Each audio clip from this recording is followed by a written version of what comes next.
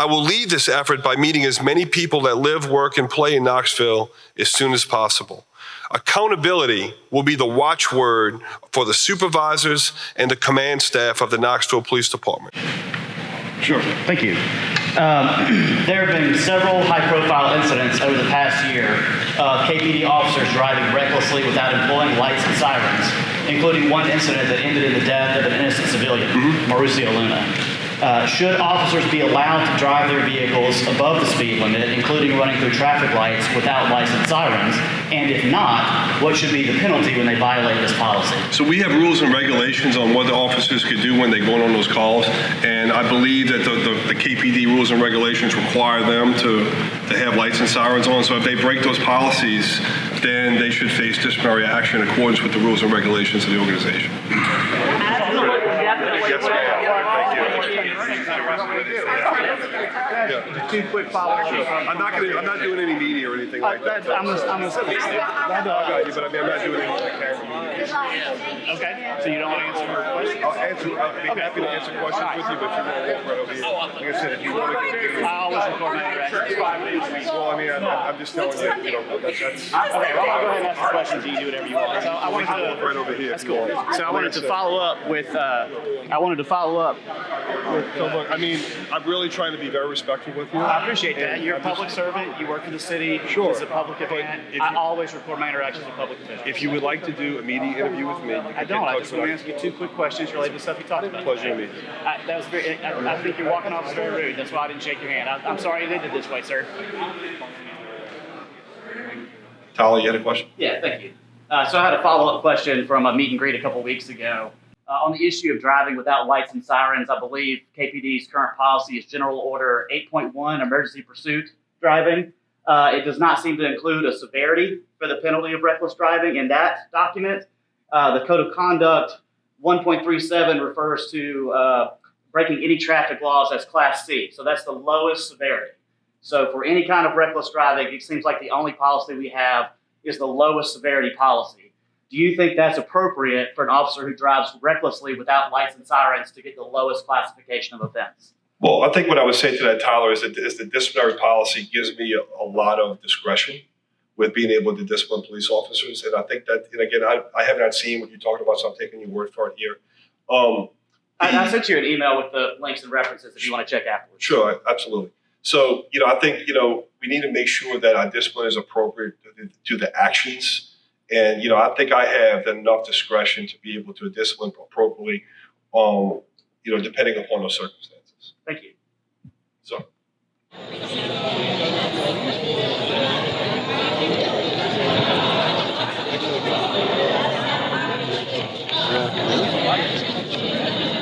Yeah, he's a great guy. Yeah. Aaron, that tall dude.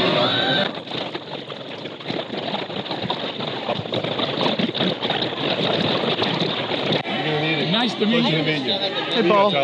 Good to see you again, man. I just had a couple questions that I haven't asked you before. One of them. So the SOS Squad is not currently required to wear body cameras. They shot Bryan Lee last year, no video of it. Do you intend to continue the policy that they don't have to wear body cameras? I'll have to look at that and see. All right, great. Speaking of looking at policies, have you looked at the emergency driving policy and the code of conduct relating to penalties for breaking the emergency driving regulations? What's your question? Well, I keep telling you this, man. Cody Klingman and Joseph Roberts, they drove recklessly more than once. They were reviewed by the command structure. The command structure said this is okay, and then they go on to kill and injure people. Have you looked at that policy yet? Do you think it's okay? Do you think it's a policy problem or is it a leadership problem? I think it's both. I think you need a reckless driving policy that says explicitly that driving without lights and sirens is a fireable offense. Okay. I think you need that because people are dying. Okay. And I think it's a command structure problem too. I think it's both of those things. So I assume you're still looking at that? I'm going to enforce the rules and regulations that we have. Okay, well, I would love to see a policy change on that. And last question, of course, when are you going to be ready to make a comment on the killing of Anthony Thompson Jr. and the shooting of Officer Adam Wilson by Talk about that Claybo? incident soon. I want to start by saying that the findings of our internal investigation in no way diminish how deeply saddened we are as a department about what happened on April 12th, 2021. That day was a tragedy for so many people in so many ways. Most importantly, our thoughts remain with the family of Anthony Thompson Jr. and the Austin East community. Our investigation found that Officer Jonathan Clabo, who deployed deadly force, did act within policy. Even though the actions of our officers were justified and within policy, we should never pass up on an opportunity to learn from these incidents and improve our operations. Vinay, you have the next question. Chief, if you were on this review board, what would you take as learning lessons from this incident? So the question was, if I was on a review board, what would I take as learning lessons? So I'm participating in numerous use of force review boards. I don't want to speculate on that. Is there anything else you would take from this as a learning experience? I know you didn't want to get out ahead of the review board. So look, I'm not going to get into what the use of force, the question was, what can we take away from this as a learning experience? And I'm just going to use this opportunity to say this. You know, I am very hopeful that the community, our community, my community as I now live here, is going to rally around our officers. And what I would take away from this is the time for us to work extra hard to heal. That's one of the reasons, as your new chief, I've been going to 2 community meetings a day, getting out and seeing many people, some people over and over again. And it's important for us to establish those relationships and start that healing process. And next, I have an open letter to the chief. I wanted to say tonight, you said a couple things about the COC having body cameras now. I really appreciate that, and I really appreciate you looking at the muting policy. That's good transparency. But here's my letter. Dear Paul, I was hopeful when I heard that you were selected as chief. The ABLE program sounded very promising, and you had a reputation for improving your department. In your swearing-in speech, you said you wanted to talk to as many citizens as possible, and I took your words to heart. And I emailed you about a situation where I believe a homeless person's Fourth Amendment privacy rights were violated, but IU wasn't responding in the way that I would hope they would. You didn't respond, but it was fine. You had just started your new job, and I'm sure you were busy. I saw you next at the Northwest Church of God meet and greet, catered by Walk-On's New Orleans Style Catering, and I asked you a couple tough questions in front of the crowd about incidents where KPD officers hurt people while driving recklessly. And I waited to talk to you afterwards, but you didn't want to talk on camera. You were probably tired. There was some tension between us, but I was still hopeful.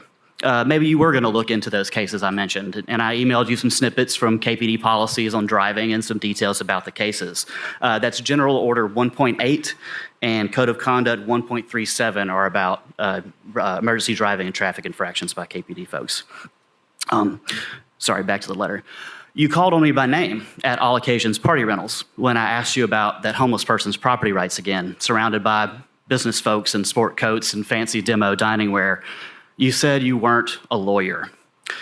I tried to ask you about KPD reckless drivers, and you said that you had enough power to discipline your officers, but that's not really what I was asking. I wanted to know what you were going to change. Maybe that's why your statement on the killing of a high schooler by KPD officers is still so disappointing. It's not that no one is being punished or that no one is admitting fault. It's that you didn't say one thing the department is going to do to make sure that it doesn't happen again. When another scared teenager makes a dumb mistake, how are you making sure they won't have to die? I see how you're protecting the department. How are you protecting our kids? If KPD policies say that it was okay to kill Anthony and to seriously injure another officer in the process, the policies need to be changed before tragedy happens again.